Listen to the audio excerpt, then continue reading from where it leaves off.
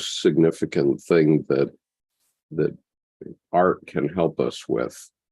Okay, now it looks like it's connecting to YouTube properly. Okay, there it is. Great. All right. All right.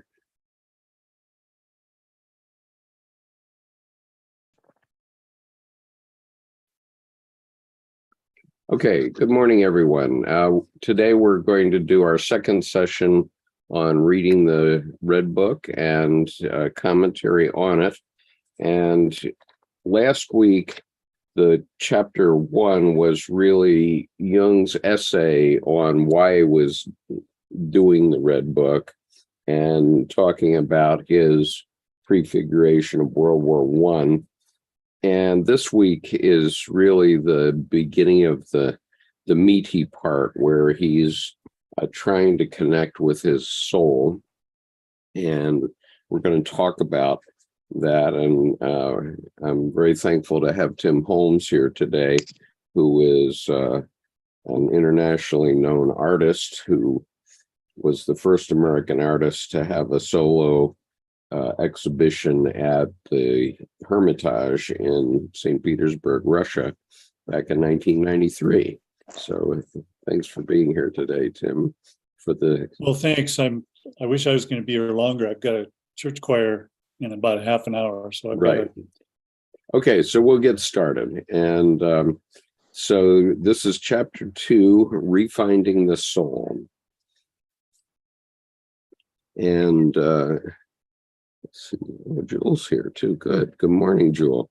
Okay, Refinding the Soul. When I had the vision of the flood in October of the year 1913, it happened at a time that was significant for me as a man.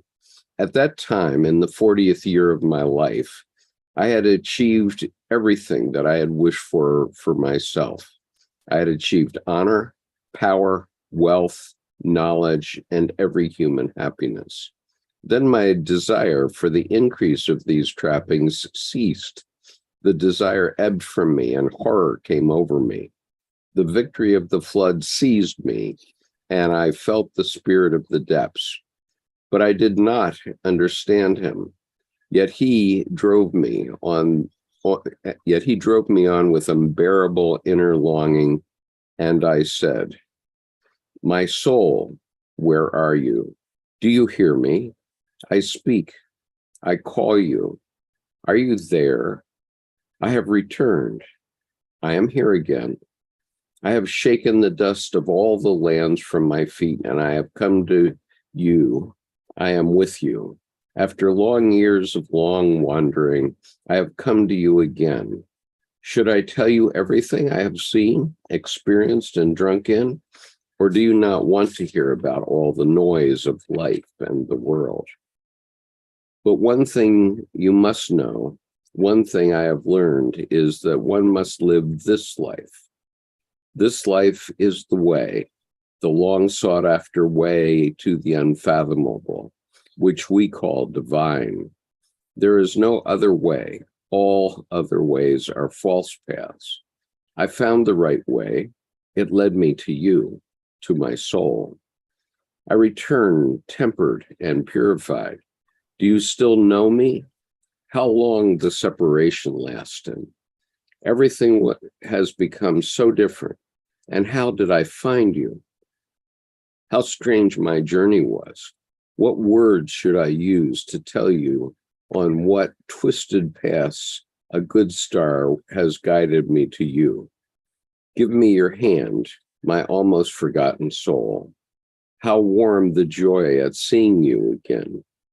You long disavowed soul. Life has led me back to you. Let us thank the life I have lived for all the happy and all the sad hours, for every joy, for every sadness. My soul, my journey should continue with you. I will wander with you and descend to my solitude. So, Tim, you want to comment on that? Oh, it's just so beautiful. It truly is. It's very, very poetic, and man, it sure feels like a description of the artistic quest.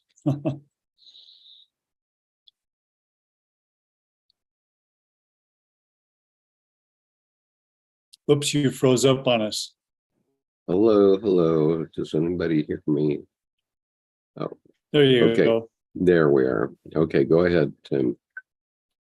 Oh, I just thought it was a really beautiful meditation on the creative enterprise and that longing for transcendence.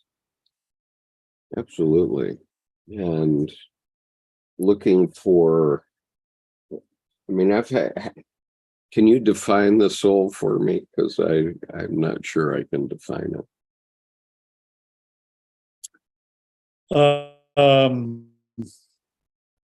It seems like the soul is the essence of the person, including the whole of the psyche, the whole of a person's history and their genetics.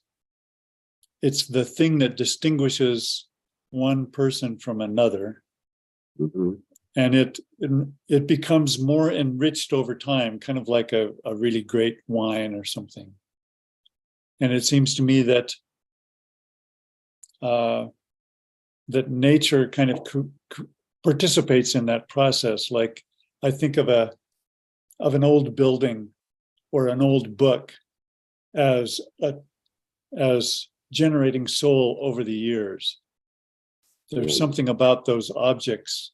Something like this. Yeah, that's right.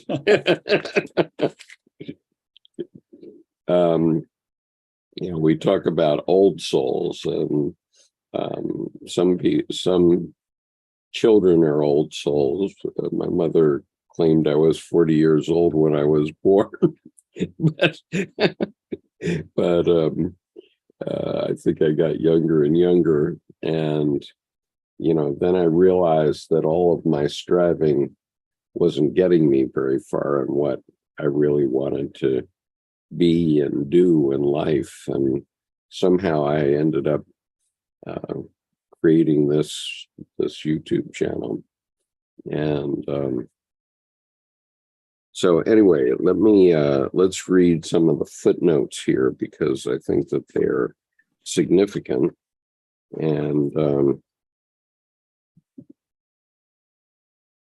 And so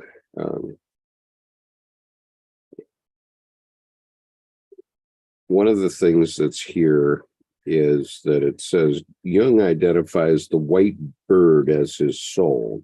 For Jung's discussion of the dove in alchemy, see Mysterium Conjunctionis, collected work 14, paragraph 81.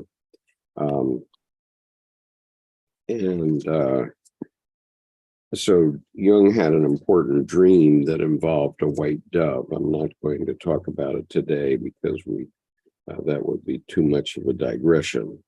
But anyway, he says this is the first nights of this draft, and the handwritten draft has, "Dear friends,"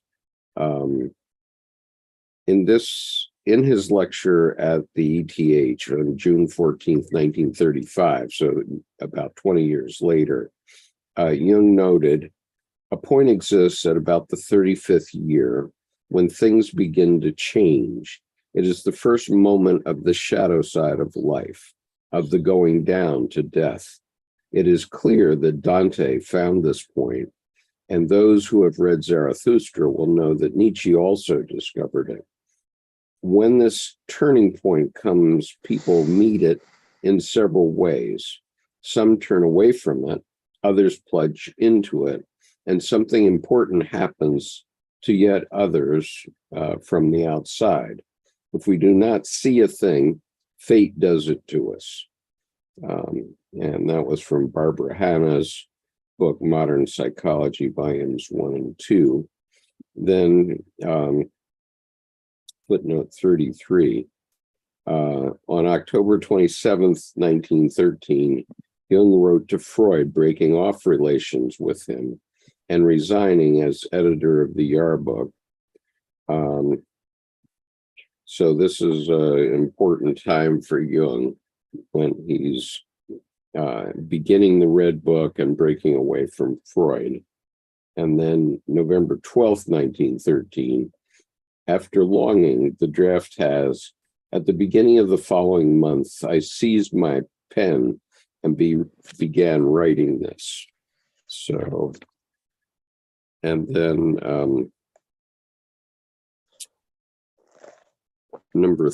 footnote 33, in the Red Book, it says, this life is the way, the long sought after way to the unfathomable, which we call divine. And the footnote reads, this affirmation occurs in a number of times in Jung's later writings. And one of them is commented on in Jane Pratt notes on a talk given by C.G. Jung, is analytical psychology a religion? And then the final footnote, where he says in the Red Book, I will wander with you and ascend to my solitude. Jung later described his personal transformation at this time, as an example of the beginning of the second half of life, which frequently marked a return to the soul after the goals and ambitions of the first half of life had been achieved, the turning point of life. Okay. Do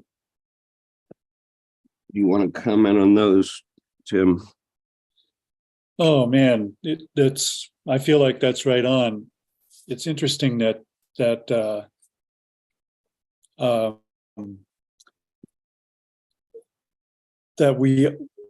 it seems like the human spirit needs some kind of defeat in order to get serious about the depth of one's character. Yeah. And I remember the pop folk star Arlo Guthrie is a friend of my dad's, and every time he would come to perform in Montana, he'd call my dad to ask him to introduce him. And after a concert one time, the three of us were talking, and Arlo said this thing that really alarmed me, which is, I always encourage young people to go out and do drugs and buy a fast car and make as much money as they can. And I said, what the hell are you talking about? And he said, I encourage kids to do that so that when they discover that that's not the real answer, they're still young enough to have a real life. And I thought that was such a clever way of looking at it. I wouldn't say it's brilliant, but you know, we really need to have our ego defeated before we can plunge into the reality of what life is really about. Right. I know in my own life, it was just when I was 40, and I had come to live in Washington with Debbie, and I had expected that all of my work and degrees that I had earned and so on, the fact that I spoke Japanese and Chinese, would give me an instant job. And it took me 2 years to find a job. And it was a really tough 2 years for me psychologically. I was just like a grind. And finally, I found a job teaching finance, which was not my desiderata at all. And I think I did all right with the teaching, but I didn't do all right with the politics of the University of Maryland. That's a long story, but in any case, about that time, I started to have an urge to do something artistic. And fortunately, here in Annapolis, we have an excellent adult education program for art. And so I started by taking a sculpture program, but I found that my hands dried out too much and I couldn't do sculpture. So I went on with painting, and I did painting for about 10 years and was getting more and more pleased with what I was doing. And then I did 3 shows in 2005, including one in Greenwich Village. And then I had no urge whatsoever to do painting anymore. And what dragged me on was Jung. And so we could call this website or this YouTube channel on the website I began in 2010, and the books I wrote between 2005 and 2010, that transition, and this is my work of art now. It's a peculiar work of art, but nonetheless, this is what my soul tells me to do. And I've never asked to be paid for it, and I'm almost not paid for it. I earn less than $100 a month from YouTube by doing it. So anyway, it hasn't been for that. But anyway, moving on, let's read the next section, because these next couple of pages are really important. And Joel, if you want to pipe up at any time, you're welcome to talk also. I will. Okay. Here and reading the red book. Yep, we actually are reading the red book. Okay, so we're on page 128 of the Reader's Edition. The spirit of the depths forced me to say this, and at the time to undergo it against myself, since I had not expected it then. I still labored misguided under the spirit of this time and thought differently about the human soul. I thought and spoke much of the soul. I knew many learned words for her. I had judged her and turned her into a scientific object. I did not consider that my soul cannot be the object of my judgment and knowledge. Much more are my judgment and knowledge the objects of my soul. Therefore, the spirit of the depths forced me to speak to my soul, to call upon her as a living and self-existing being. I had to become aware that I had lost my soul. From this, we learn how the spirit of the depths considers the soul. He sees her as a living and self-existing being, and with this, he contradicts the spirit of this time, for whom the soul is a thing dependent on man, which lets herself be judged and arranged, and whose circumference we can grasp. I had to accept that what I had previously called my soul was not at all my soul, but a dead system. Hence, I had to speak to my soul as something far off and unknown, which did not exist through me, but through whom I existed. Oh, Skip, that's a good place to stop for me. Okay. All right. We're looking at 2 things in this part that we started here at the bottom of page 128. Yeah. And it talked about the spirit, where before you were talking about the soul during the reading. And when I was listening to the first part, I still at times have to remind myself that the soul and spirit are 2 separate entities. And in reading this, it was saying, again, the spirit of my depths forced me to say this, and at this time undergo it against myself. And that was to me an internal struggle going on. Mm-hmm. And after that was said, then it said I had judged her and as a scientific object. And it went on to say that I did not consider my soul to be an object of my judgment and my spirit. And I went, yes, isn't that what we've done in the world? And for me, this was living, as Tim was mentioning a little bit earlier about Guthrie, go live out the spirit, this youth, this fallacy of what really is, to find out that it is really nothing.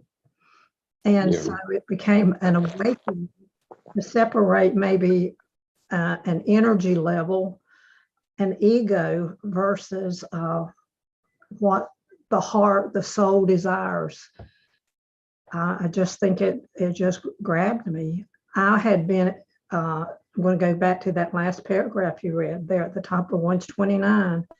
For this we learn how the spirit of the depths considers the soul.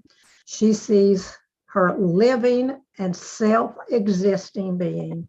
That to me was back when, again, speaking of earlier in the conversation, doing what I wanted to do and not living.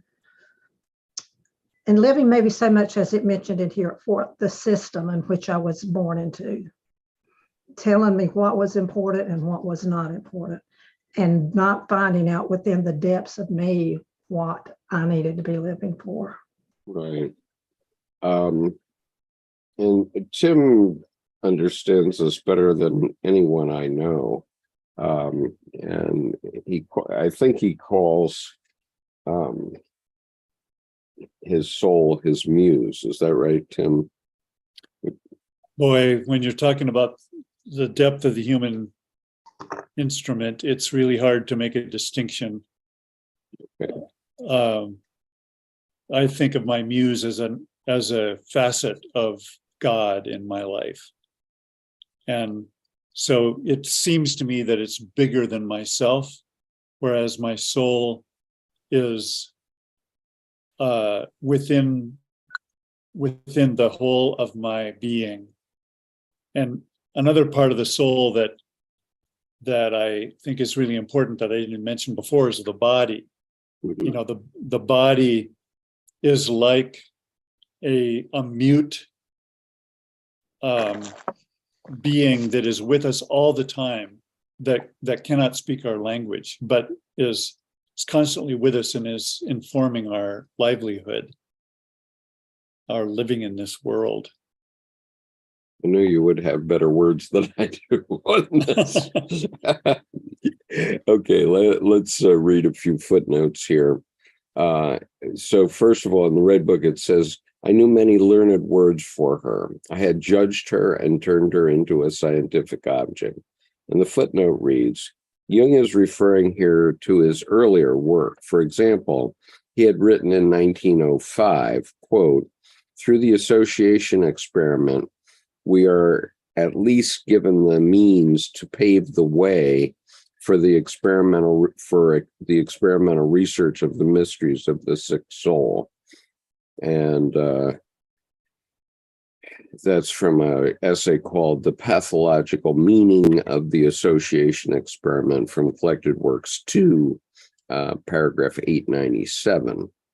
And then in the Red Book, it says, much more are my judgment and knowledge the objects of my soul. And the footnote reads, in Psychological Types, 1921, Jung noted that in psychology, conceptions are a product of the subjective psychological constellation of the researcher. That's from Collected Works 6, paragraphs 9. This reflexivity formed an important theme in his later work. And he says, see my Jung and the Making of Modern Psychology, The Dream of a Science, paragraph 1. And this is when it says my, it's referring to Sonu Shamdasani. And then the Red Book reads, I had to accept that what I had previously called my soul was not at all my soul, but a dead system. And the footnote reads, the draft continues, a dead system that I had contrived, assembled from so-called experiences and judgments. Okay. So reading on then, I'm on the middle of page 129 of the Red Book Reader's Edition.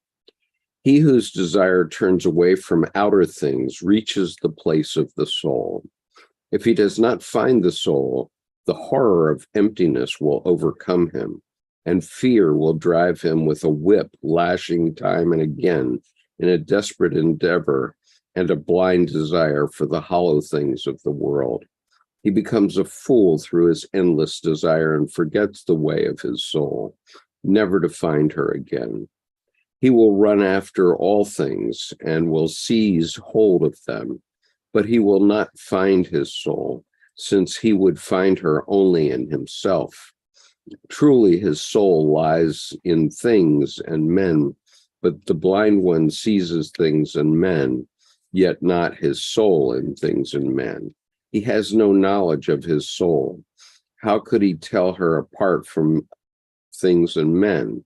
He could find his soul in desire itself, but not in the objects of desire. If he possessed his desire, and his desire did not possess him, he would lay a hand on his soul, since his desire is the image and expression of his soul. Yeah, this just reminded me so much of people that have addictions, Of what? I'm sorry. of people that have addictions, what they were turned away from.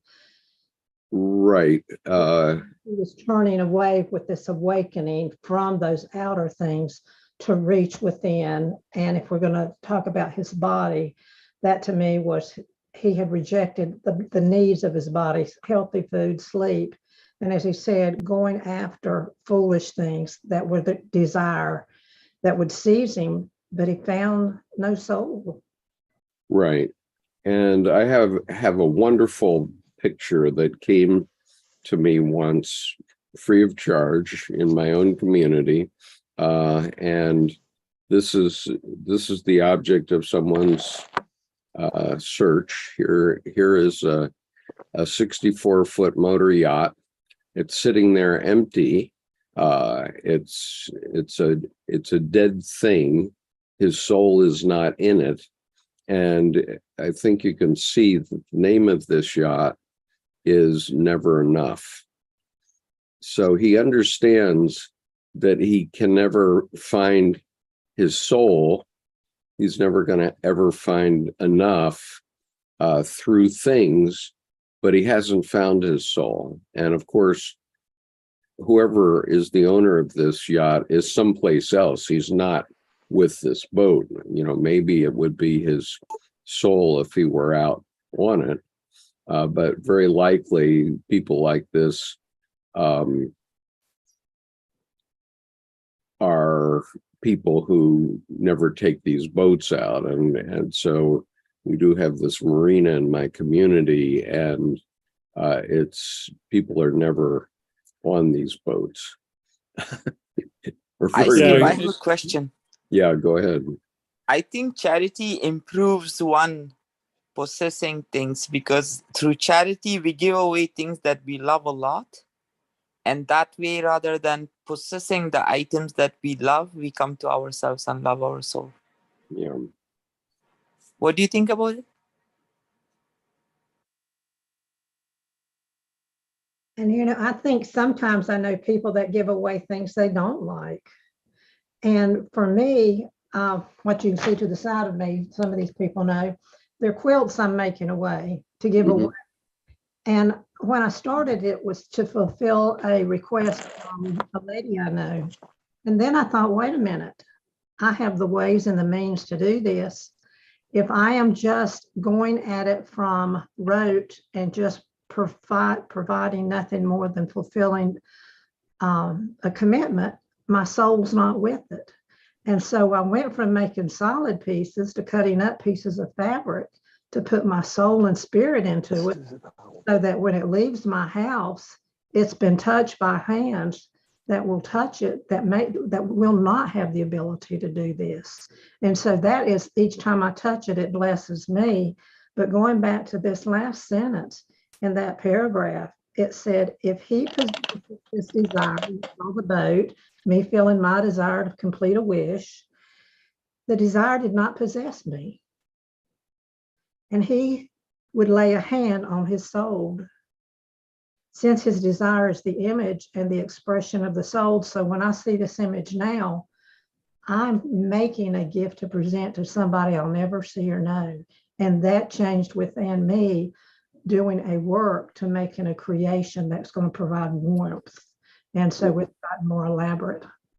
Right. Thank Okay. you. Say, Yeah. Skip, can you give me screen sharing capability? Yes, I can. Just a moment. I've got an artwork here that I did about this passage you just read. Okay, go ahead.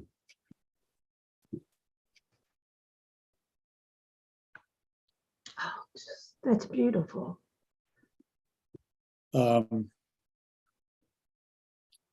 So that paragraph, or most of the paragraph you read, is what I reproduced here. And to me, this was a conversation I was having about what you were just mentioning 10 minutes ago about the location of my own soul and what's important. Mm-hmm. You know, chasing after the things of this world are what most of us are tempted to do. Mm-hmm.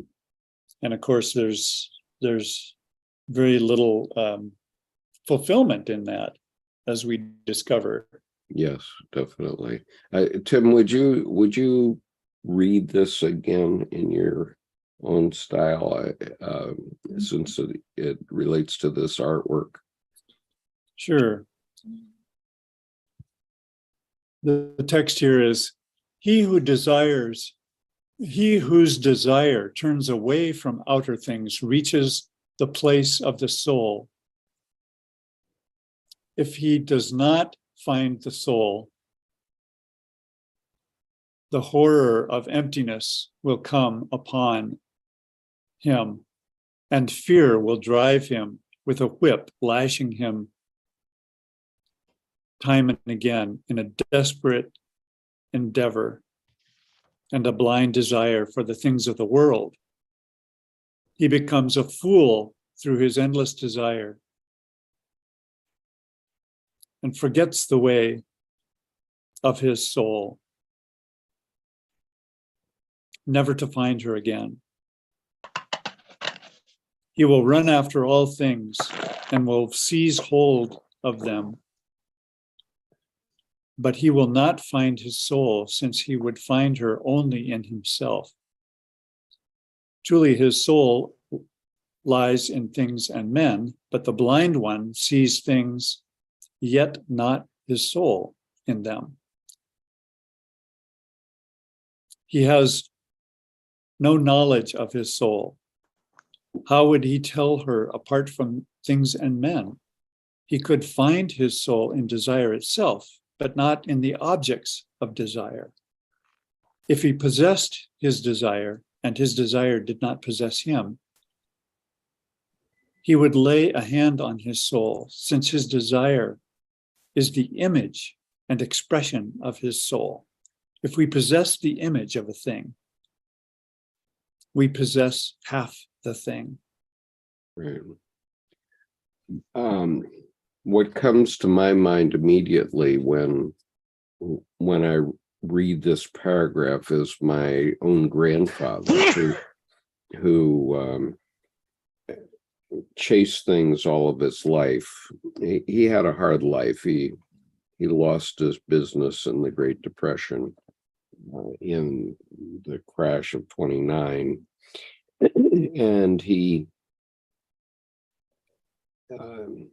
never achieved any new success after that, except that he got my father into the Naval Academy and thereby saw him through World War II, because my father was in the Naval Academy during the entire war, and therefore I exist. But aside from that, he became this shell of a man who never found his soul and drank way too much. He was an alcoholic. He had a stroke when he was 59 and died when he was 68. And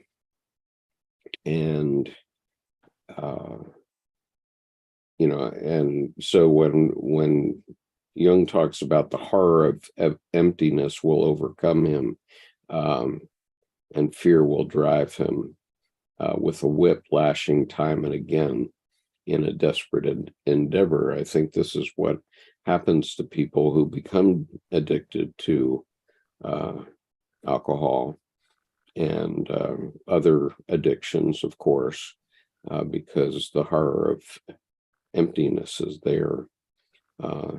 Anyway, in my view. I See, think- I've got to run here. Okay, thanks for being here, Tim. I really appreciate it. All right, we'll try to catch you next week as well. Take care. Okay, so Joel, did you want to comment here? Yeah, one of the things that Tim had up on his painting, he used the word horror. And that really spoke to me. And, that for me to understand the family I grew up in, I couldn't find it in a religion. And I started visiting every 12-step program I could so that I could understand the depths of it. Mm-hmm. And the word, we heard fear a lot, and that was used in this and in Tim's thing. And it's an acronym for, I think, using the words out of this reading today. And what Tim had in there was horror. And the other, and I'll talk about that in a minute. And the other is what causes the addictions, which is desire. And that is false evidence appearing real. It's the yacht sitting out there. And it, back to the book. Hence, it did not exist me. It did not exist within me, but I existed in it. And that's what those possessions do. And that's where I think the false evidence appearing real is going after that desire. I met another lady on the journey through different programs, and she said it's face every adversity realistically. And that one grabbed me. If I'm still chasing desire and I've reached to horror, then I need to look inward at myself. Yeah. So Marcos here on the YouTube comments says, hell there, I think he means hello there. Mm-hmm. I'm a senior in high school writing a project on Jung psychology. I'm currently reading Man and His Symbols. What would you recommend after Man and His Symbols? Well, we would definitely recommend Memories, Dreams, Reflections, which is Jung's own memoir, let's say, of his individuation. And it's written in layman's terms. So for the most part, you can understand it without too much knowledge of Jungian psychology. And it would be, it would be a good thing for a high school student to read. Maybe there's some experiences in there because he talks about experiences going back to when he was 5 years old that maybe you could relate to, among other things. Any other comments there? Joel? Just keep coming back. Right. Okay. Yep. You just have to keep coming back to Jung, and you start to see it in more and more vivid terms. Now, there are a couple footnotes here. This is what's in the Red Book. He whose desire turns away from outer things reaches the place of the soul.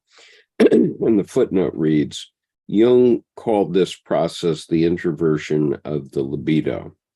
And from On the Question of Psychological Types in Collected Works 6. And then one other.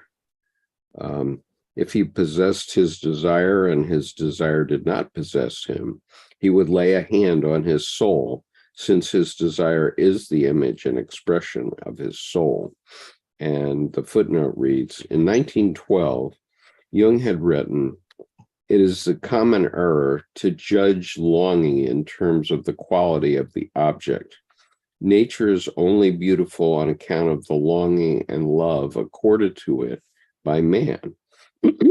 The ascetic attributes emanating therefrom apply first and foremost to the libido, which alone accounts for the beauty of nature. And that's from Transformations and Symbols of the Libido Collected Works 8. I guess that's 8. I don't know. So we have paragraph 147, but he says B. I think what he's referring to is a book which was originally translated as Psychology of the Unconscious. And it's the one book that Jung came back to 40 years later and rewrote. And when he rewrote it, it was published in English as Transformations and Symbols of the Libido. That had always been the name of the book. That had always been the name of the book in German, but it came across in English too. I don't remember offhand what volume number it is, but we'll go on. So the final sentence here, and what we've already read, was, if we possess the image of a thing, we possess half the thing. The image of the world is half the world. He who possesses the world, but not its image, possesses only half the world, since his soul is poor and has nothing. The wealth of the soul exists in images. He who possesses the image of the world possesses half the world, even if his humanity is poor and owns nothing. But hunger makes the soul into a beast that devours the unbearable and is poisoned by it. My friends, it is wise to nourish the soul. Otherwise, you will breed dragons and devils in your heart. That's one of the most important quotes in this book, in my view.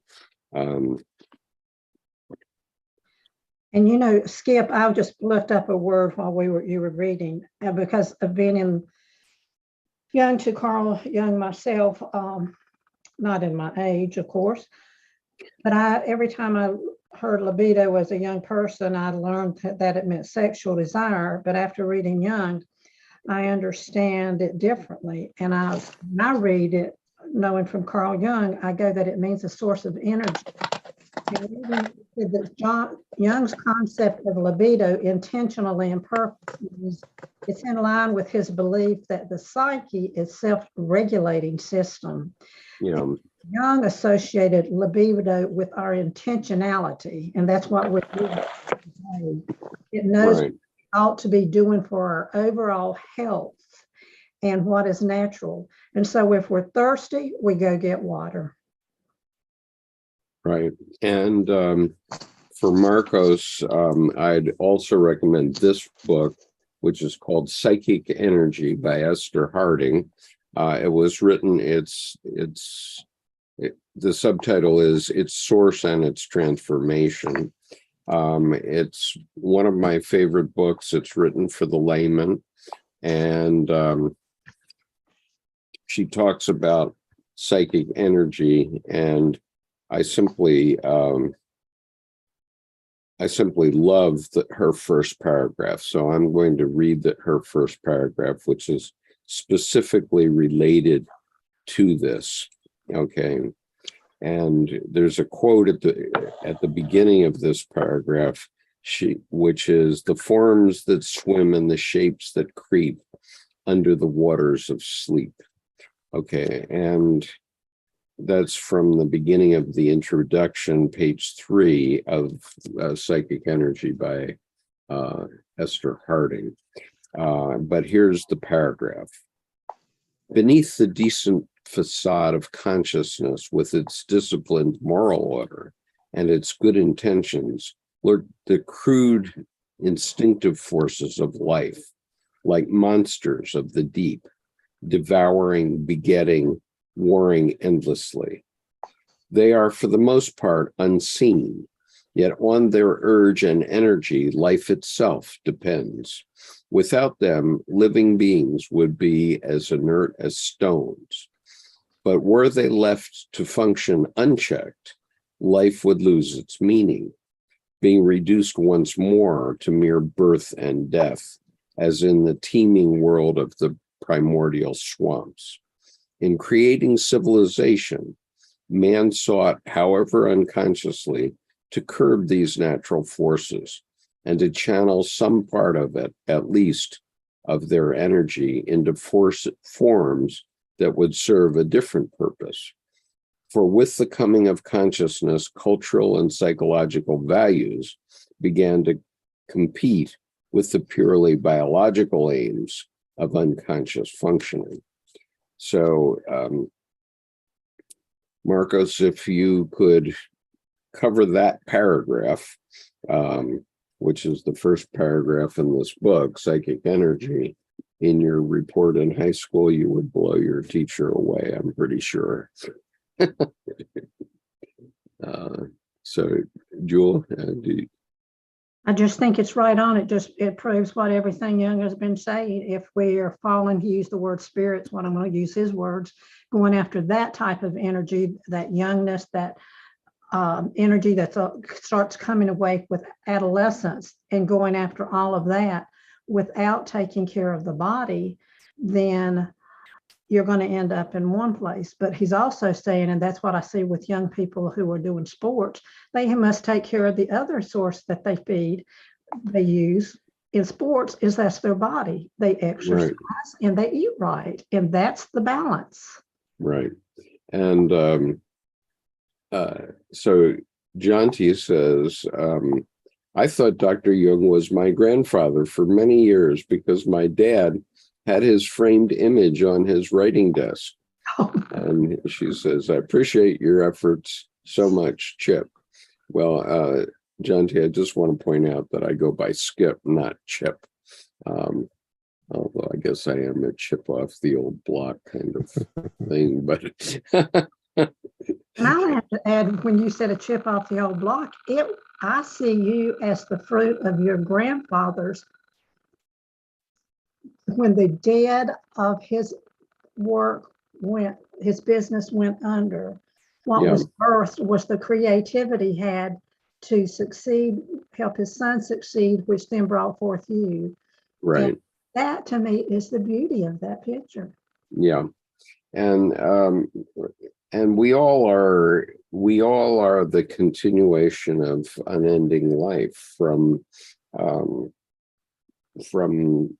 the time of single-celled organisms. All of our ancestors going back to single-celled organisms have done two things successfully. They survived until they reproduced. They survived until they reproduced. But their long-held desire is that their progeny, their children, their grandchildren, and so on, would succeed, okay? And so all of our ancestors have done these two things successfully. They survived until they reproduced, going back to, whatever human beings came from, and we don't have to have that argument today, but, we are a continuation of an endless line, and we are their hopes and fears. And I represent that for both my grandfathers and both my grandmothers as well. And so anyway, I say something? Yeah, sure. Go ahead, Idris. Until this morning, the image of Aquarius, where a female human is standing until her calves in the water, holding a jug of water and controllingly throwing water in the larger water, meant for me a symbol of information age, which came after the industrial age. But I think that's the spirit of time, which makes one mistake that only thinking is what we have to control. Well, just this morning, after listening to these passages from Jung and the first paragraph of Psychic Energy, I start thinking that this age of Aquarius, whose name came after this image of the lady Aquarius who's holding a jug, this must be the redirection of libido. And this libido includes how we take care of our body, our soul, and also the consciousness, not just information technology. So it just brought so much to me. Thank you. Yeah, assuredly. And And this is the image of Aquarius as created by Tim Holmes. This is the image that he created for our confluence when we had it in Helena, Montana last June. And you can find many of the videos from that session on this YouTube channel. But in any case, this is exactly what you're talking about here, that the substance, the water of life, comes through us and through all these things. It's not only by knowledge and wisdom, it's by our biological development as well. So anyway, but I do want to read these two footnotes here. Thank you for sharing the beautiful image, for sure. Yeah, you're welcome. So footnote 42, this is at the end of this paragraph. The wealth of the soul exists in images. That's in the Red Book. And 42 says, in psychological types, Jung articulated this primacy of the image through his notion of es an anima, collected work 6, paragraphs 66 and following, and 711 and following. In her diary notes, Carrie Baines commented on this passage, quote, what struck me especially was what you said about the build, the image, being half of the world. That is the thing that makes humanity so dull. They have missed understanding that thing, the world that is the thing that holds them wrapped. Das Bild, the image, they have never seriously considered unless they have been poets. And that was from February 8th, 1924. Carrie Baines was one of the women who was working with Jung to put the Red Book into reality. She was typing it up, basically. And then in another sentence here, he who possesses the image of the world possesses half the world, even if his humanity is poor and owns nothing. And the draft continues, he who strives only for things will sink into poverty as outer wealth increases, and his soul will be afflicted by protracted illness. And so we could say that our former president, Donald Trump, certainly is the poster boy for this fact, because he has acquired everything that we could want in human life, and yet he's not a happy man. And he never has understood his soul. That's clear. And then the final sentence in this section, which I think is one of the most important sentences in the Red Book. My friends, it is wise to nourish the soul. Otherwise, you will breed dragons and devils in your heart. And the footnote reads, the draft continues, this parable about refinding the soul, my friends, is meant to show that you have only seen me as half a man, since my soul had lost me. I am certain that you did not notice this, because how many are with their souls today? Yet without the soul, there is no path that leads beyond these times. And it further says, in her diary notes, Carrie Baines commented on this passage, quote, February 8th, 1924. I came to your conversation with your soul. All that you say is said in the right way and is sincere. It is no cry of the young man awakening into life, but that of the mature man who has lived fully and richly in ways of the world and yet knows almost abruptly one night, say that he has missed the essence. The vision came at the height of your power, when you could have gone on just as you were with perfect worldly success. I do not know how you were strong enough to give it heed. I am really for everything you say and understand it. Everyone who has lost the connection with his soul or has known how to give it life ought to have a chance to see this book. Every word so far lives for me and strengthens me just where I feel weak. But as you say, the world is very far away from it in mood today. That does not matter too much. A book can swing even the whole world if it is written in fire and blood. Isn't that beautiful? Yeah. Terry Baines definitely got it.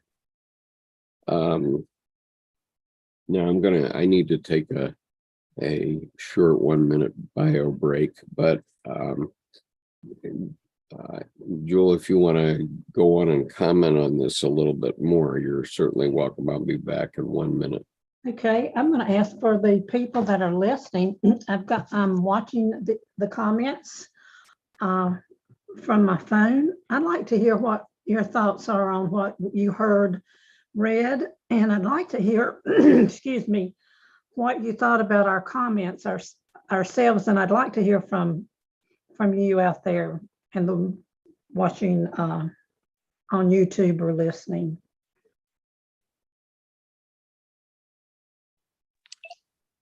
I found your comments, Joel, coming from the heart. It gave me, I have felt connected in the moments that huge tragedies had befallen either myself or my family. And then when you sit and there is a moment where even if you move, nothing will change around you.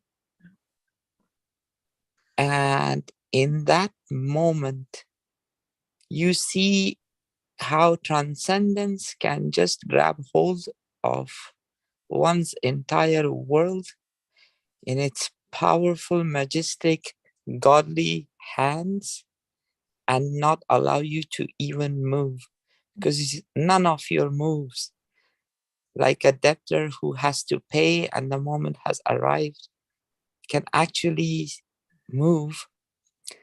Then is the moment to kiss the cross that has brought that absolute powerlessness and see the hand of God that separates one from all false friends and false desires.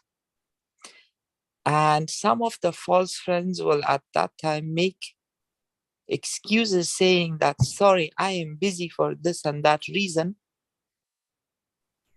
And they may be honest or dishonest, but the truth of your moment is so powerful that only the real around you can stay. And this was called by mystics baptism by fire. In that moment, it is not necessary for you to lose everything. For if you are a king or emperor or a scientist or a person with 5 kids, all of them might stay with you. But this is the moment that you actually get connected to what soul is, because that soul with this entire powerlessness and complete awakeness existed even from the first time when we looked at our mother's face when we were a baby. When the first time the mother left the room and we thought what will happen, and that powerlessness and awe of the moment where we just don't know, but we know, we are aware of what's happening, but we can do nothing about it. But this feeling will also visit in the hospital room, right after a surgery, right after burying a beloved one, right before moments where we actually have to say goodbye to our life, doesn't matter at what age. But in all these moments, if someone can relate to it, our real life is actually besides us. And that reality of one's life, one's soul, actually doesn't depart. Now, there is the beauty in tragedy. And if one can grasp what is beautiful in that moment of powerlessness, it's the beauty of God shining in our life. Right. So true humility doesn't come like, actually, hey, listen, everyone, I'm very powerful, but I'm not going to hurt you. But true humility comes to when you know that even when you become absolutely powerless, there's a beautiful, beautiful, beautiful moment that engulfs you and connects you not only from your first moment of awareness when you looked at your mother and your mother left the room, and the last moment when you're actually gonna depart the world by dying, the room will stay and you're leaving. So I think those are the images I have for the soul. I thank you so much for that sharing. And I want to share one other thing that you mentioned about the idols that we worship or something. It wasn't, you didn't say it that way, but it goes back to that word fear as we're going through life was another one. And I'm thinking of images, politicians, institutions. It's false evidence appearing real. And I did not give that one as an acronym. And I think you talked about that when we're in adversity. We need to look inward first. Yeah. Okay, so there are a couple of comments on YouTube that deserve comment or deserve notice anyway. And Skip, I Christie's, did ask for that, yes. pardon? I did ask for their comments instead of me making comments. Right. Okay. So Christy says, have you spent downtime with Donald, this would be Donald Trump, to know his soul so emphatically? Sorry, but you should keep political ideology apart from the conversation as it feels rather counterintuitive. And then DeNovo says that resonates. And Tyler says, hell there. Sinbad says, too many words.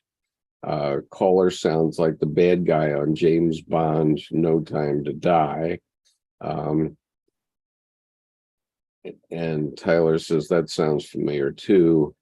And Marcos says, I don't think political ideology has anything to do with it. Well, everything is political, okay, in life. My students in the school that I'm working with right now keep asking me, is this paper that we're working on today graded? And the answer to that is everything is graded, everything in life. And so whether or not a paper is part of the grade for the marking period or not is not really relevant, because everything you do in life is graded. And by the same token, everything that you do in life is political. So all I can say is that I have made no secret about the fact that I am a liberal and I have certain political opinions, and and sometimes my political opinions come through in the form of examples, as they did here, I am quite intuitive, and you can make your own judgment. Those were my opinions only, and so please, everybody, make your own opinion and express it at the ballot box. And everybody should get out and vote for what they believe in. I have no objection to that, even if you don't agree with me. Everybody gets their chance to express an opinion at the ballot box. And sometimes, as here, you get to express your opinion too, but in the end, This is the YouTube channel I've created, and I don't apologize for my political positions. Okay, but we are reading the Red Book by C.G. Jung, and we're reading all of the footnotes to it as well. And so you can make your own judgment about that.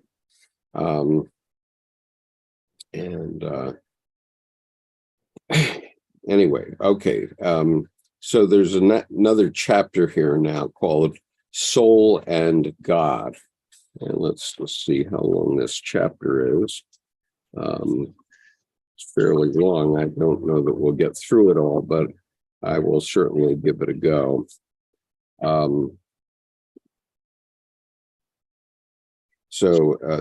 This is chapter 3 now of the Red Book by C.G. Jung, entitled Soul and God.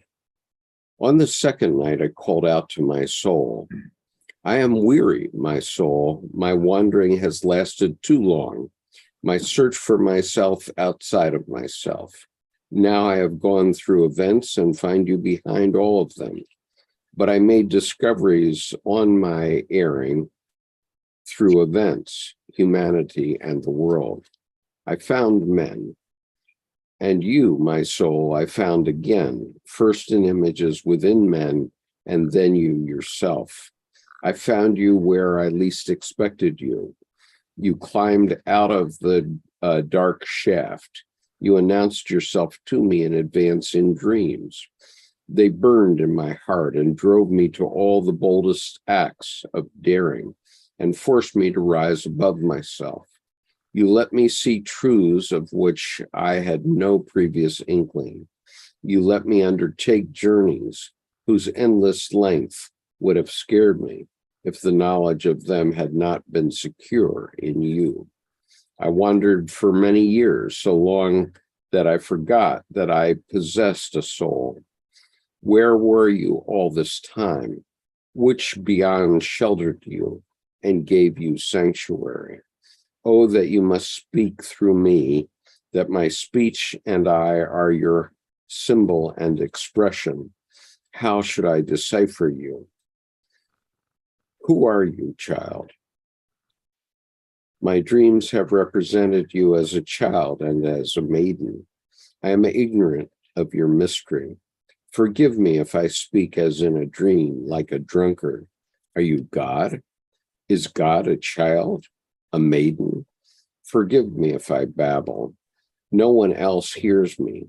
I speak to you quietly, and you know that I am neither a drunkard nor someone deranged, and that my heart twists in pain from the wound, whose darkness delivers speeches full of mockery. You are lying to yourself.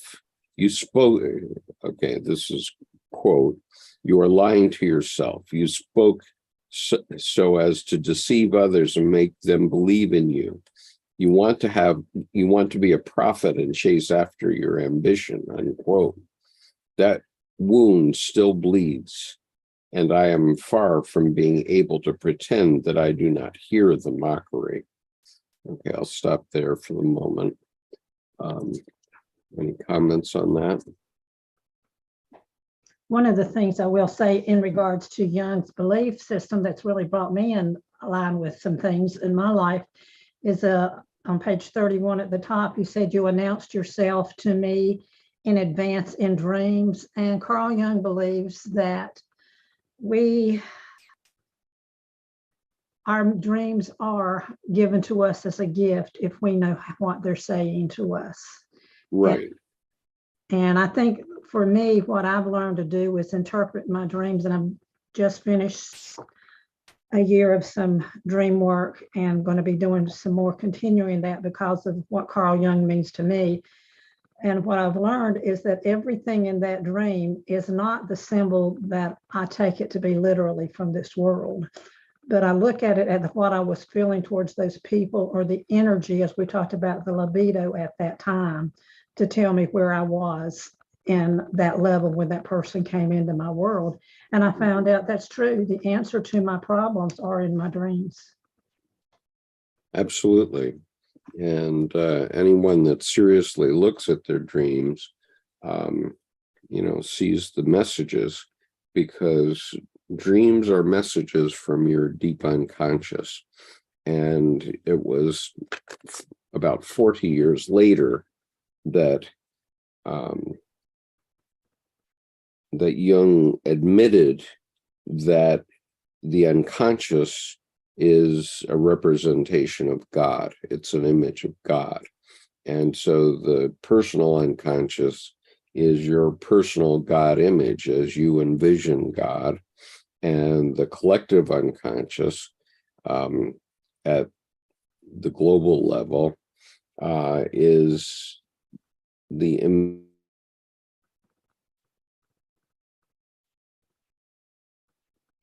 Skip, you're frozen.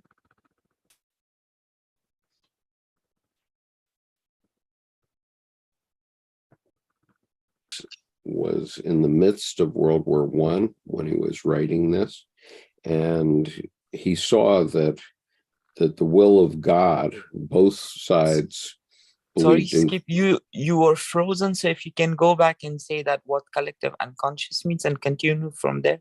Okay. It was a very important sentence. Nobody heard. Oh, okay, I'm sorry. Thank you, Idris, for letting me know that.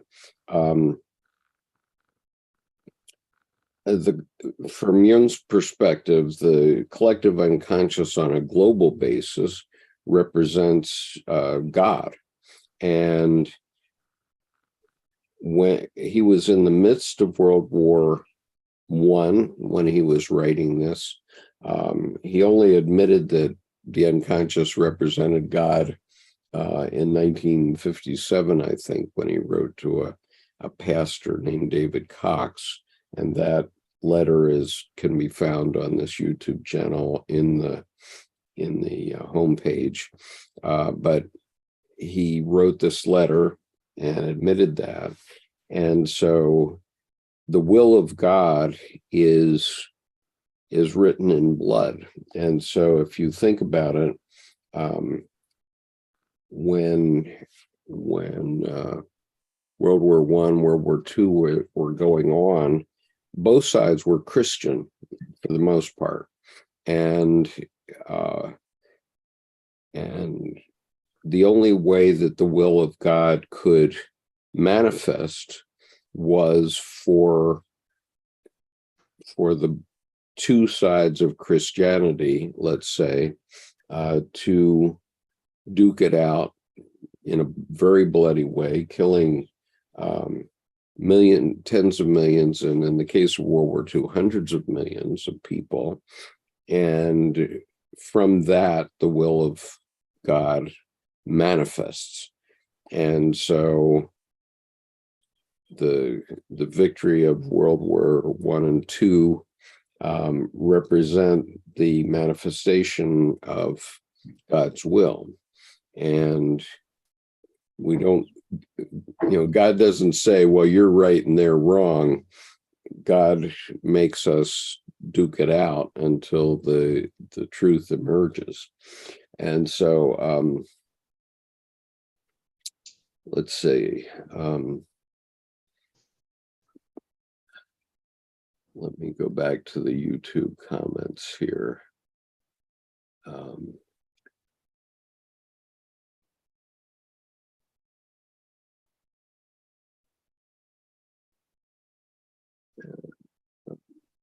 Right, so De Novo says, my one dream was me standing in front of myself. Another self was staring back at me. He told me I was not asking the right questions. This was 3 years ago. Now I focus on asking the right questions. Here we are as I am now, using Chat GPT daily, among other things. And Justin, welcome, Justin. Justin says, relevant for Trump and others, Jung claimed that one can get an illusory sense of either superiority or inferiority as a result of an identification with the contents of the collective unconscious. Besides, Jung himself wasn't without political opinions. And I just observed that I didn't give my actual political opinion. I merely said, if, on an objective standard, if you look at Donald Trump, he's really gotten everything he ever wanted, both politically and, in an acquisition way, including his name on buildings, etc.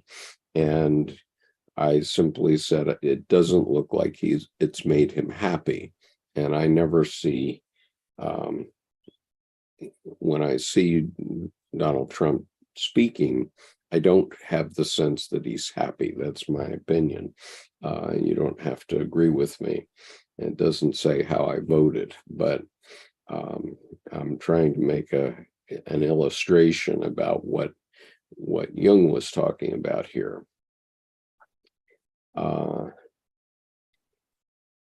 And Justin goes on, besides Jung himself wasn't without political opinions. And keep in mind, Jung married the third richest woman in Switzerland, and later on was the richest woman in Switzerland.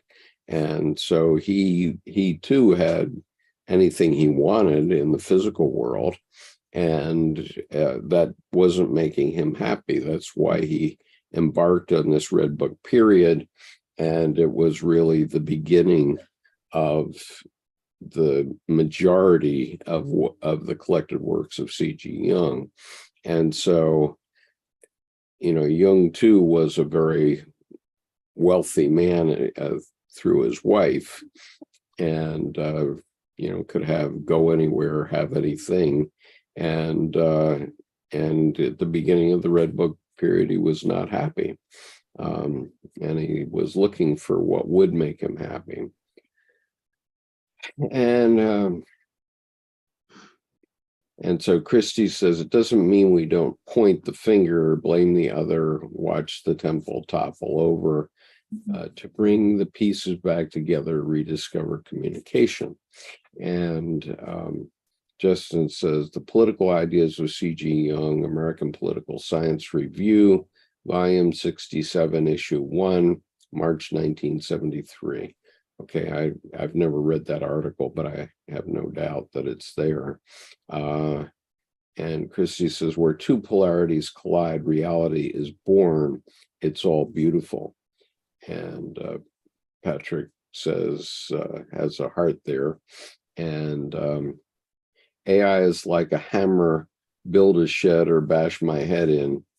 Tools reveal the ego's stream train. He hit that nail on the head, didn't he? Right. Junti said that. And Justin says, yes, Skip, I also heard your comment on Trump as a matter of psychology, not about politics. Trump just happens to be a politician. And, I'm doubtful that Trump is actually a politician, because, a politician would make decisions in a political way. And in my opinion, Trump doesn't make political decisions. He makes decisions based on what's best for Donald Trump, and not based on what's best for the rest of us, in my opinion. And every speech I've ever heard of his is talking about I, me, how I've been wronged, blah, blah, blah. And so that doesn't seem very political to me. And the fact that so many people have been fooled by the accoutrements of wealth, it's just a testament to the problems of our age, the schizophrenia of our age, I would say. So Marco says, yes, it was just an examination of Trump's character, nothing to do with politics. And Janti says, laugh out loud, I get recommended tools so often, there must be something I'd like. That's why I've honestly never heard a note. Okay. All right, so I need to read the footnotes to this segment, which I will do. You know, I keep dropping my spectacles on the ground when I do this. So the text reads, okay,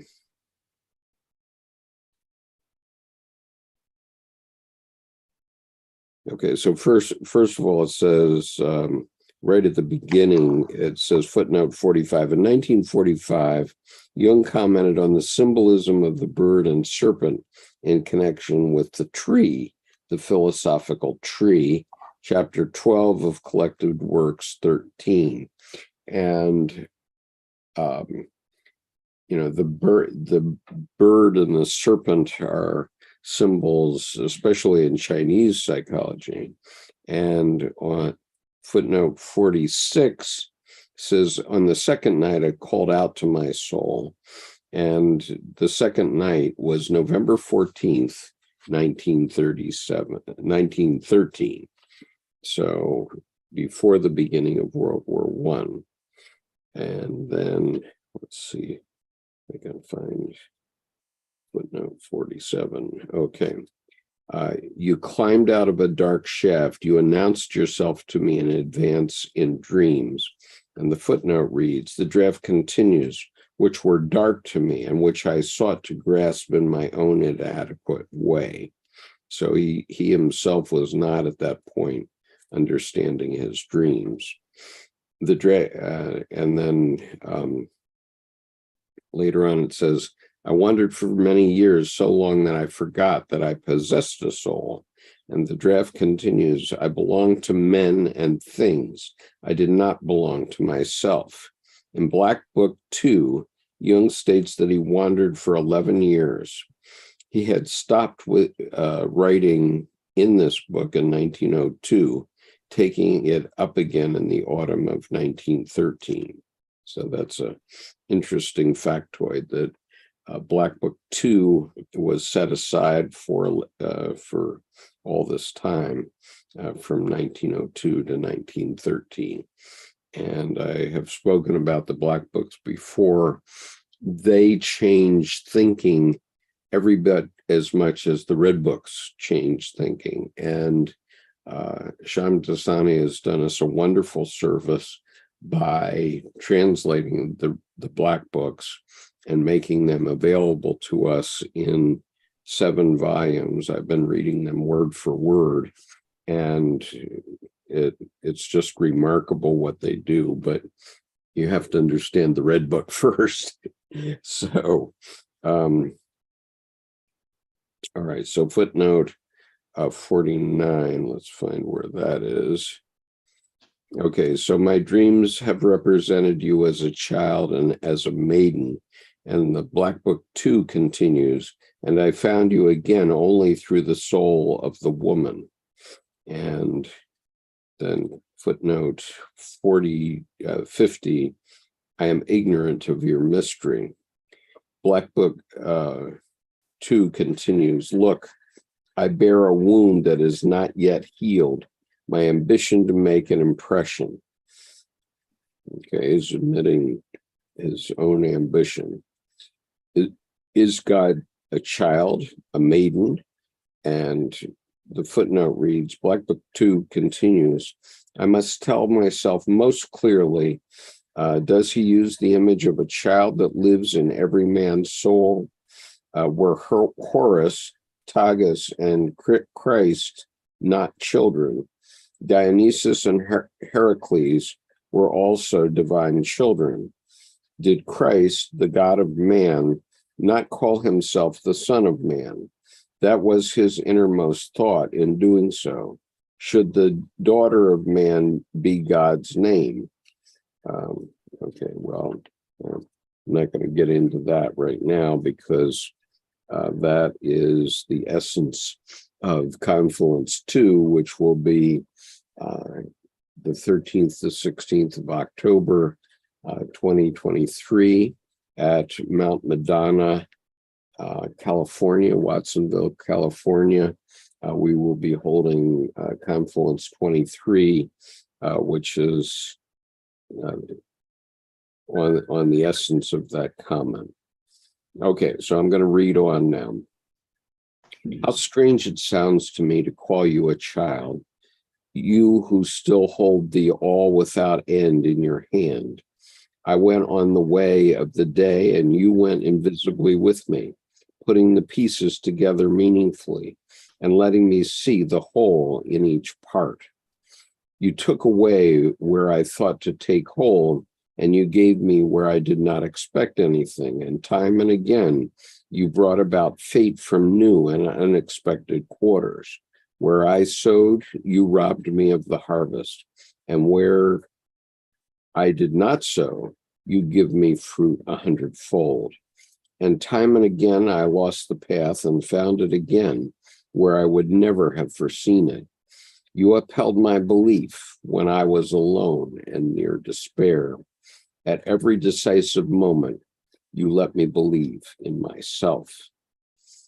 And there's a footnote here after the sentence. How strange it sounds to me to call you a child, you who still hold the all without end in your hand. And the footnote reads, the draft continues, how thick the earlier darkness was, how impetuous and how egotistic my passion was, subjugated by all the demons of ambition, the desire for glory, greed, uncharitableness, and zeal. How ignorant I was at the time. Life tore me away, and I deliberately moved away from you, and I have done so for all my years. I recognize how good all of this was, but I thought that you were lost, even though I sometimes thought that I was lost. But you were not lost. I went on the way of the day. You went invisibly with me and guided me step by step, putting the pieces together meaningfully.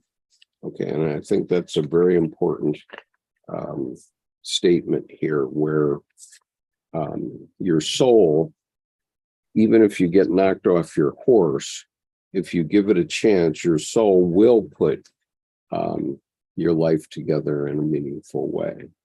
Okay, Jewel or Idris, comments? Idris, go ahead. I'm meditating on the sentences, so I don't have a reflection at this moment, but thank you for that. Yeah, okay. One of the things I thought about in this was, as I mentioned earlier, going to religious places and the 12-step programs, that I learned to listen to what the word was called higher self. Mm-hmm. And that is what I'm seeing coming out through this. And that's what, in here it's talking about our soul is telling us what we need to do. And that is when I'm still struggling between ego, the world things, material things, and what I need to do to really grow me as to be in the being of a creator. Mm-hmm. Then I have to change that, my directions, or I learn to pause, take a breath, and see am I on the right path. Right. And John T says, didn't Jesus predict waves of paraclete? Read on, sir, at heels. Okay. Yes, Jesus spoke of the paraclete, and he meant by that the Holy Ghost. And Jung was seated with a bishop of the Catholic Church at the last dinner in his honor in the United States, the last time he visited the United States, which was in 1937. And he tried to talk with this bishop about the Holy Ghost. And the bishop said, yeah, we don't talk about that much in Catholicism. And but the Holy Ghost was certainly an important idea for Jesus, and it's certainly how and why he is risen from the dead, because we all rise from the dead in one way or another. In other words, if we look at ourselves as animals that die, then we're either rotting meat or we're ashes after our death, that are becoming something else, because everything becomes something else. But in terms of our immortality, that is based on our works in this lifetime. And so even though I may die at some point, in my view, I am leaving evidence of my spirit behind at the very minimum for my grandchildren. Okay, that was my original objective in this YouTube channel, was to leave some wisdom for my grandchildren, since many of them are too young to even understand what we're talking about yet. I have a granddaughter who's 3 years old. I do have two grandsons who are, one is 19 and one is almost 19. So I could talk to them perhaps, but even they are not experienced enough in life yet to really follow what I'm saying here. And so, even though I be dead at some future point, I do hope that these videos that I've created over the last nearly 7 years will outlive me, and at least long enough for them to hear them if they want to. And I hope that I've influenced others in some way, and that my spirit will live on, and people will have seen changes in themselves because of some of the things I've said. Not that I'm that full of wisdom. I don't claim to be, but and I certainly don't claim to be a psychologist, but I do think that this wisdom of Carl Jung is worth heeding. And that's the point I wish to make. So peace, Patrick. Nice to see you today. Had a nice chat with your brother yesterday. And Jonesy says, that's because the Holy Spirit is critical. So the Spirit, I don't claim that my spirit is holy, but to the extent I say things that are based on holy words, perhaps I pass that holy along to others, and I hope so. So I'm going to read on now, unless you have anything to say on what I've said just now. No, okay. All right. So I'm on page 132 of the Red Book Reader's Edition, and here's the second segment of this section. Like a tired wanderer who had sought nothing in the world apart from her, shall I come closer to my soul? I shall learn that my soul finally lies behind everything. And if I cross the world, I am ultimately doing this to find my soul. Even the dearest are themselves not the goal and end of the love that goes on seeking. They are symbols of their own souls. My friends, do you guess to what solitude we ascend? I must learn that the dregs of my thought, my dreams, are the speech of my soul. I must carry them in my heart and go back and forth over them in my mind. Like the words of the person dearest to me, dreams are the guiding words of the soul. Why should I henceforth not love my dreams and not make their riddling images into objects of my daily consideration? You think that the dream is foolish and ungainly. What is beautiful? What is ungainly? What is clever? What is foolish? The spirit of this time is your measure, but the spirit of the depths surpasses it at both ends. Only the spirit of this time knows the difference between large and small, but this difference is invalid, like the spirit which recognizes it. Okay. That's okay, reading on. The spirit of the depths even taught me to consider my action and my decision as dependent on dreams. Dreams pave the way for life, and they determine you without you understanding their language. One would like to learn this language, but who can teach and learn it? Scholarliness alone is not enough. There is a knowledge of the heart that gives deeper insight. The knowledge of the heart is in no book and is not to be found in the mouth of any teacher, but grows out of you like the green seed from the dark earth. Scholarliness belongs to the spirit of this time, but this spirit is in no way grasps the dream, since the soul is everywhere. What scholarly knowledge, since the soul is everywhere, that scholarly knowledge is not. But how can I attain the knowledge of the heart? You can attain this knowledge only by living your life to the full.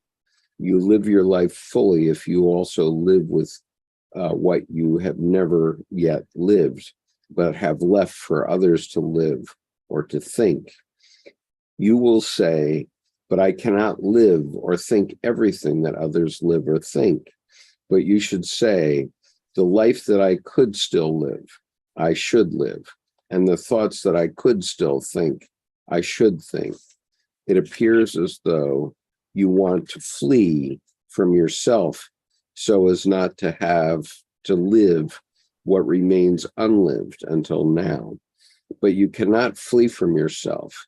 It is with you all the time and demands fulfillment. If you pretend to be blind and dumb to this demand, you feign being blind and deaf in yourself. This way, you will never reach the knowledge of the heart. The knowledge of the heart is how your heart is. From a cunning heart, you will know cunning. From a good heart, you will know goodness, so that your understanding becomes perfect. Consider that your heart is both good and evil. You ask, what should I also live? What? Should I also live evil? The spirit of the depths demands, quote, the life that you could still live, you should live. Well-being decides, not your well-being, not the well-being of others, but only well-being. Well-being is between me and others in society. I too lived, which I had not done before, and which I could still do. I lived into the depths, and the depths began to speak. The depths taught me the other truth. It thus united sense and nonsense in me. I had to recognize that I am only the expression and symbol of the soul. In the sense of the spirit of the depths, I am as I am in this visible world, a symbol of my soul, and I am thoroughly a serf, completely subjugated, utterly obedient. The spirit of the depths taught me to say, I am the servant of a child. Through this dictum, I learn above all the most extreme humility as what I most need. The spirit of this time, of course, allowed me to believe in my reason. He let me see myself in the image of a leader with right thoughts. But the spirit of the depths teaches me that I am a servant, in fact, the servant of a child. This dictum was repugnant to me, and I hated it, but I had to recognize and accept that my soul is a child and that my God is in my soul is a child. I should read the footnotes here. Let's see.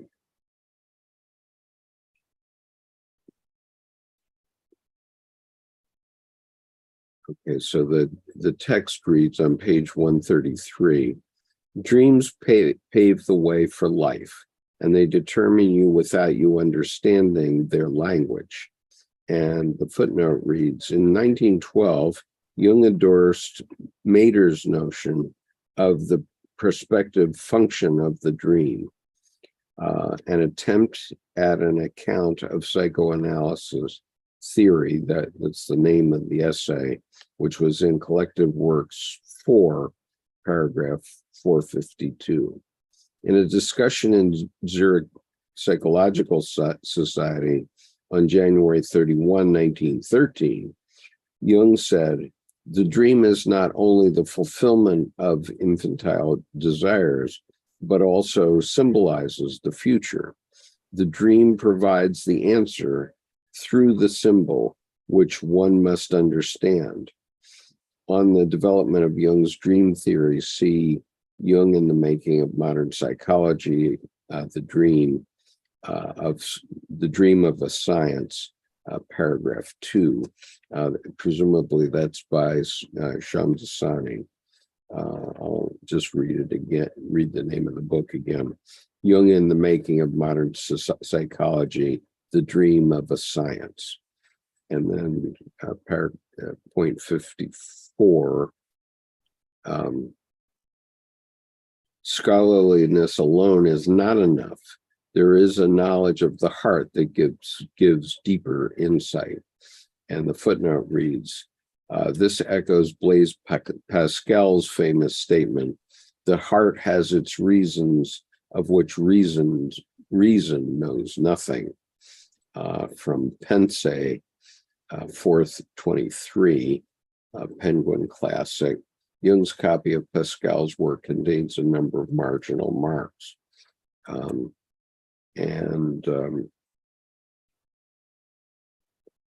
the next footnote, you live your life fully if you live what you have never yet lived, but have left for others to live or to think. And the footnote reads, in 1912, Jung argued that scholarliness was insufficient if one wanted to become a knower of the human soul. To do this, one had to hang up exact science and put away the scholar's gown, to say farewell to his study and wander with human heart through the world, through the horror of prisons, madhouses, and hospitals, through the drab suburban pubs, in brothels and gambling dens, through the salons of elegant society and stock exchanges, the socialist meetings, the churches, and the revivals and ecstasies of the sects, to experience love, hate, and passion in every form in one's body. And that's from an essay called New Paths in Psychology, Collected Works 7, paragraph 409. Okay, and then let's see, there's one more relevant footnote here. And this begins, the sentence begins on page 133 and goes over to 134. It appears as though you want to flee from yourself so as not to have to live what remains unlived until now. And the footnote, in 1931, Jung commented on the pathogenic consequences of the unlived life of parents upon their children. What usually has the strongest psychic effect on the child is the life of the parents who have not lived. This statement would be rather too perfunctory and superficial if we did not add, by way of qualification, that part of their lives which might have been lived had not certain somewhat threadbare excuses prevented the parents from doing so. And that's from Introduction to Francis Wick's Analysis of Children's Soul, Collected Work 17, paragraph 87. And then another footnote, let's see, but I had to recognize and accept that my soul as a child and that my God in my soul is a child. And this is the footnote. In 1925 seminar, Jung explained his thoughts on this at this time. These ideas about the anima and animus led me ever further afield into metaphysical problems, and more things crept up for re-examination. At that time, I was on the Kantian basis that there were things that could never be solved and that therefore should not be speculated about. But it seemed to me that if I could find such definite ideas about the anima, it was quite worthwhile to try to formulate a conception of God. But I could arrive at nothing satisfactory, and thought for a time that perhaps the anima figure, was the deity. I said to myself that perhaps men had a female God originally, but growing tired of being governed by women, they had then overthrown this God. I practically threw the whole metaphysical problem into the anima and conceived of it as the dominating spirit of the psyche. In this way, I got into a psychological argument with myself about the problem of God. And that's from Introduction to Jungian Psychology, page 50. You want to comment, Jewel? I'm going to ask you to comment and define these words, since we're at the beginning of Carl Jung, the difference between anima and animus. Well, normally in most individuals, for men, the anima is the feminine side of the psyche, okay? And it's unconscious. And for women, the animus is the masculine side of the psyche, and it too is unconscious. But if you look at me now as an example, in the physical world, I became a lieutenant colonel in the Marine Corps. Okay, and so that would suggest sort of the epitome of masculinity right up until I broke my leg, my last act in uniform. And when I broke my leg, and Edward Edinger suggests that accidents are acts of God and intentional. And I would have continued right on in my rational way of being if I hadn't broken my leg. In other words, if I hadn't broken my leg, I was the reserve counterpart to the head of standards branch. So we were writing all the performance standards of the U.S. Marine Corps. And my job was the head of that section at headquarters Marine Corps in reserve, so that if there was an activation, as there has been now in 2003 and later wars that we went into, and also 1991, those activations would have made me the head of standards branch, and the colonel who was the head of standards branch would have gone to serve in an active combat unit while I held headquarters together. That's the basic idea of that. And so if that had happened, I probably would have made colonel at least in the Marine Corps Reserve, and I would have had a chance of making general.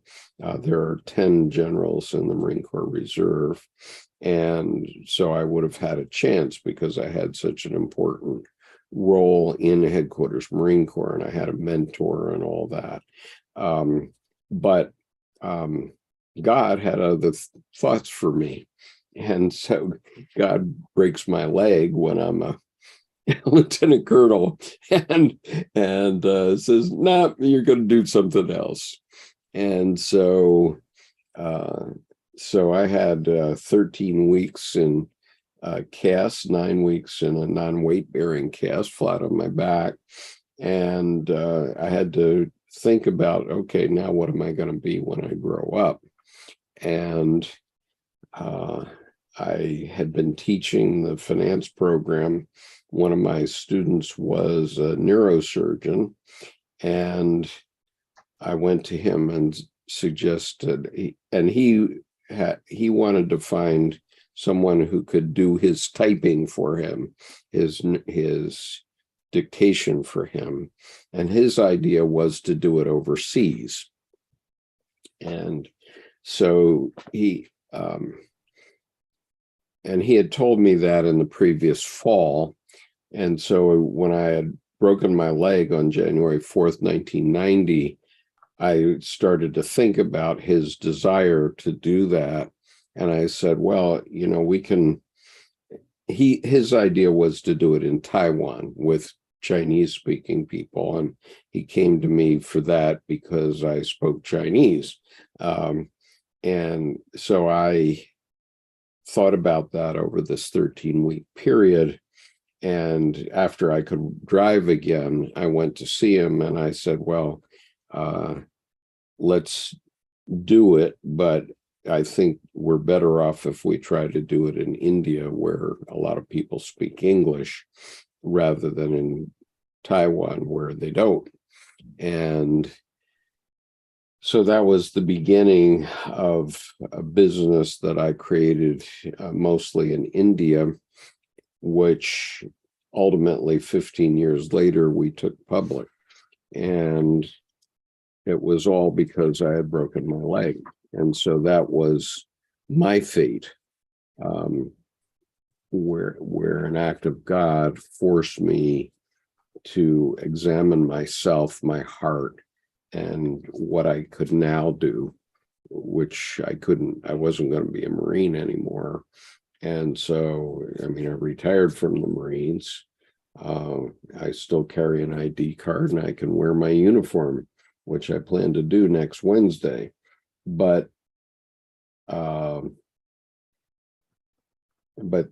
was telling me to do something else. So that was my fate. And I had to learn what that was. And so I worked on that project for 15 years. And in some ways that is still informing my life, because I still have activities in the Far East that may come alive at some point. So let me and I'm looking while you're looking at something, I'm seeing that we're only about 2+ pages, and it's close to the top of the hour. Or you want to finish those pages? Yes, I'm going to finish reading this chapter. I'm going to read right through it. Okay. And we'll continue on next week. I urge you to get your own Reader's Edition copy of the Red Book and to read these things carefully. I have been marking and reading my Reader's Edition for many years, and Jung was once asked what his religion was, and he said marking books. and that is my religion too. So anyway, okay, I'm going to read these last 2 pages and see where that goes. Okay, so the previous sentence said, but I had to recognize and accept that my soul is a child and that my God in my soul is a child. And then this is all in italics. If you are boys, your God is a woman.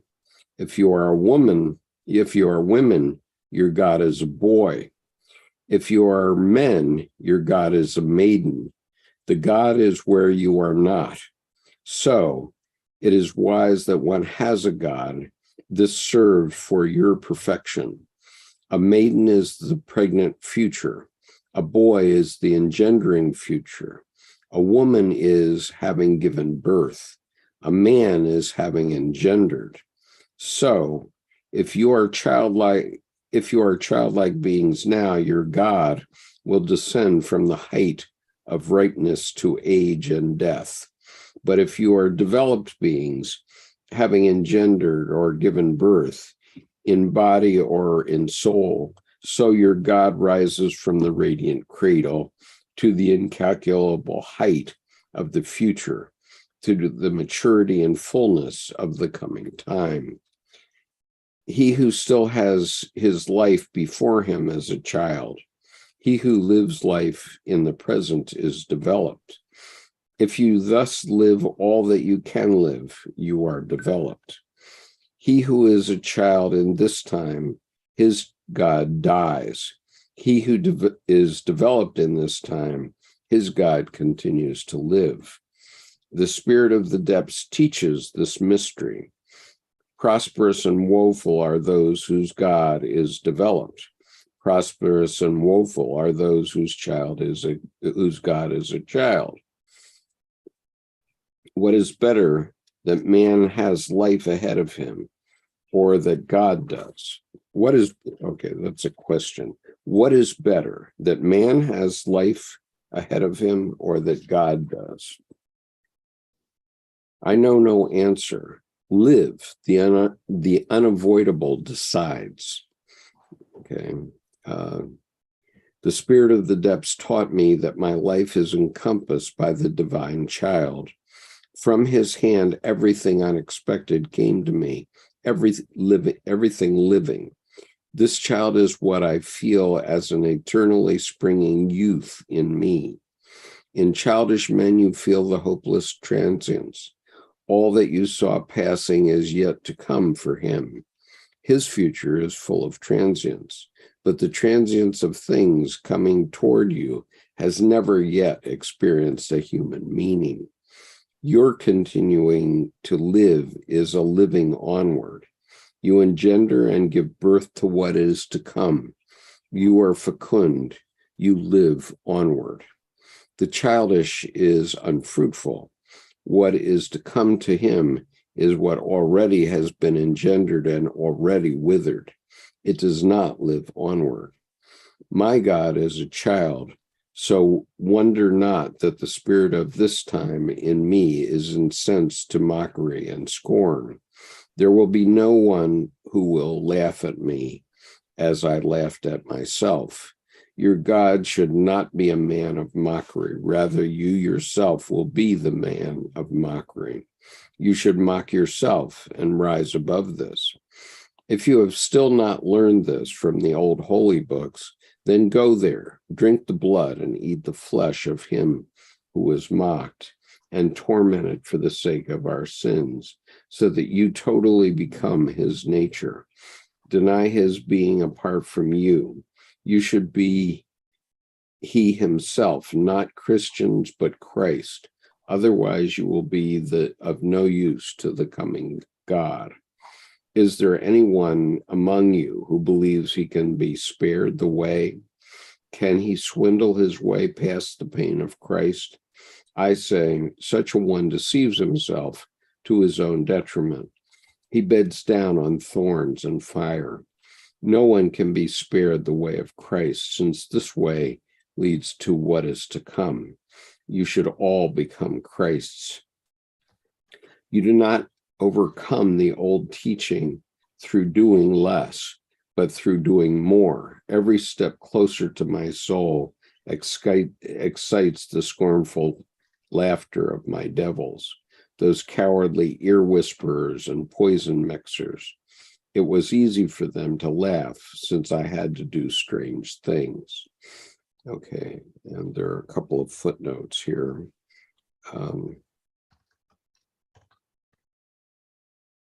So the first of them is, the spirit of the depths taught me that my life is encompassed by the divine child.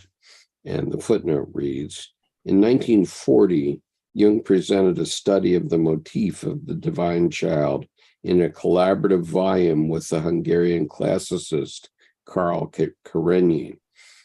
See On the Psychology of the Child Archetype in Collected Works 9-1. Jung wrote that the child motif occurs frequently in individuation process. It does not represent one's literal childhood, as is emphasized by its mythical nature. It compensates the one-sidedness of consciousness and paves the way for future development of the personality. In certain conditions of conflict, the unconscious psyche produces a symbol that unites the opposites. The child is such a symbol.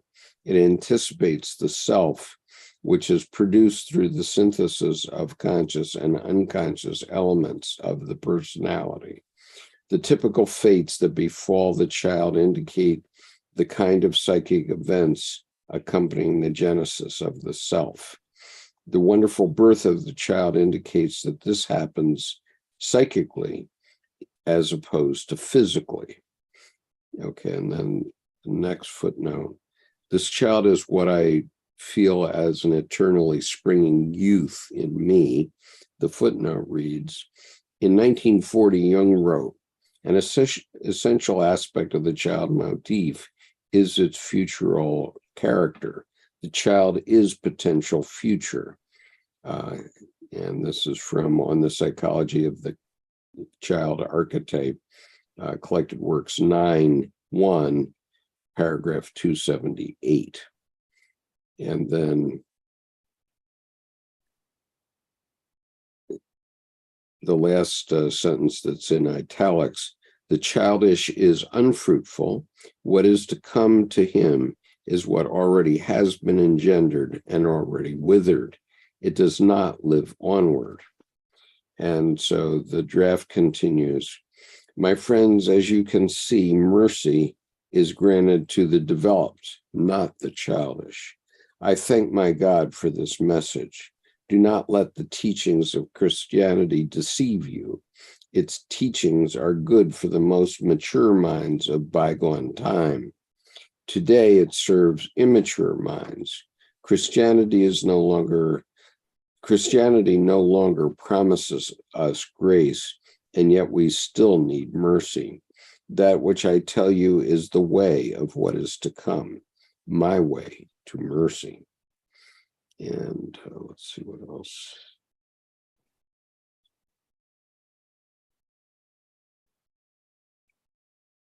Okay, then the text reads, if you still not learned this from the old holy books, then go there, drink the blood and eat the flesh of him who was mocked. And the footnote reads, Christ, Transformation Symbolism of the Mass, 1942, Collected Works 11. And 11 is Psychology and Religion, it's called. And then let's see, 62, you should all become Christs.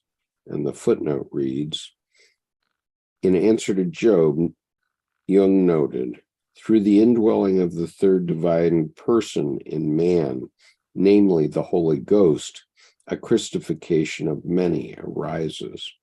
And this is from Collected Works 11, paragraph 758. It's also paragraph 758 of the answer to Job. Okay, so we have come to another paragraph, which is on the service of the soul, which I will leave for next week. But is there any comment on that, what I've read just now? Well, I'm glad you broke your leg, or you might not have been here. Yep, that's right. And So thank you. yeah, and it's it's certainly a way of looking at it. And I'll rephrase that. I'm sorry you broke your leg, but that's what brought you here. that is right. And this is what Edward Edinger talks about. And, and it wasn't because I ran a transcription company that I got here either. But,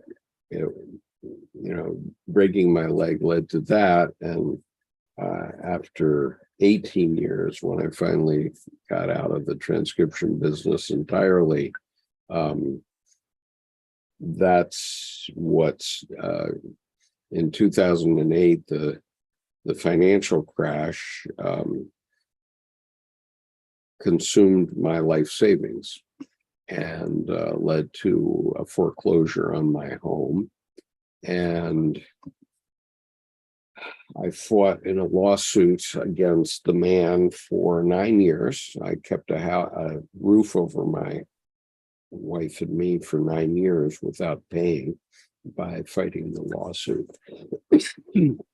And that meant that I could recover my equity out of my house, in effect, in the form of lodging. But anyway, enough said about that. God is telling me to shut up. And while you're getting your voice back, we've got a few people that signed off, and I wrote on there how far we got in the reading today at the end of this. Yep, we read chapters 2 and 3. All right. All right. So I this, just wrote 2. Okay, I got it wrong, but it was right.